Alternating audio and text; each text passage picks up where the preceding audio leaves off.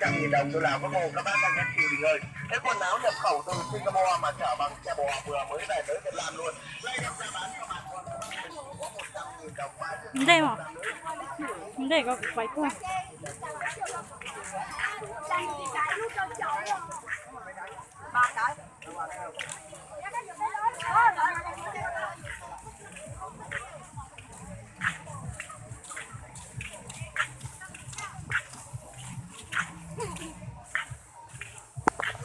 được nó đó một xá lỡ một hai thành chuyện đó cũng như nó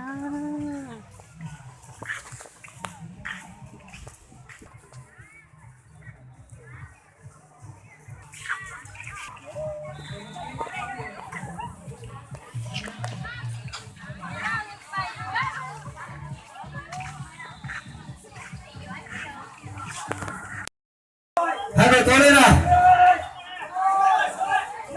Tiếp tục vào bóng đây này, bóng trọng tay ra ngoài, nguy cơ sẽ chiến thắng. Nhưng mà tổng khách có 2 điểm thôi.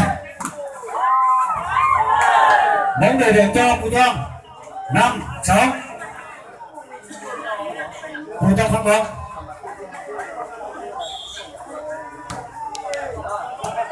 Với một tốt, chiến 2.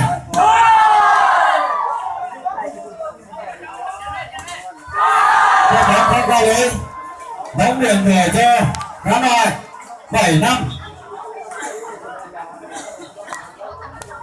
Khá Nội phát bóng.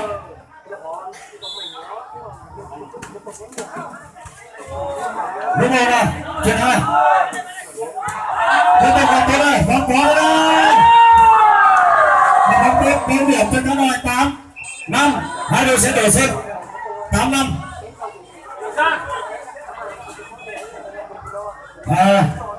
Chúng ta thi đấu hết mình, và không có giải tư, chỉ có giải 3 nên hai đội cố lên,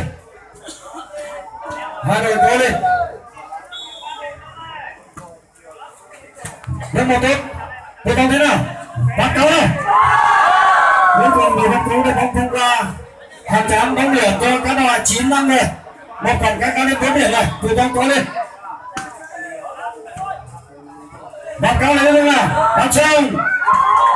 Cuối cùng bị Văn Phong đã mang một điểm cho Phú Thong 10 điểm 6-9.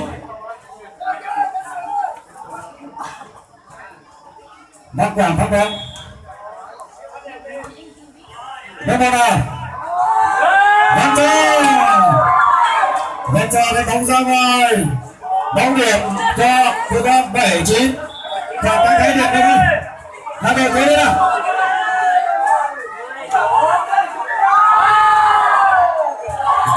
Bóng ngoài rồi, bóng 10 điểm cho Khá Nội 10-7. Văn Cao phát bóng nào, bắt có bóng sang sân rồi, bóng điểm đuổi cho Khá Nội 11-8. Bóng khó cuối cùng phát bóng không qua lưới, bóng điểm đuổi cho Khá Nội 12-9. Hướng lên hai rồi, 3 hết, 3 hòa.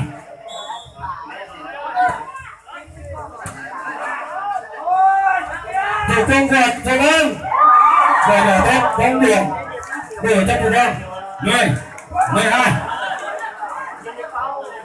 10-12, khoảng cách 2 điểm nữa rồi.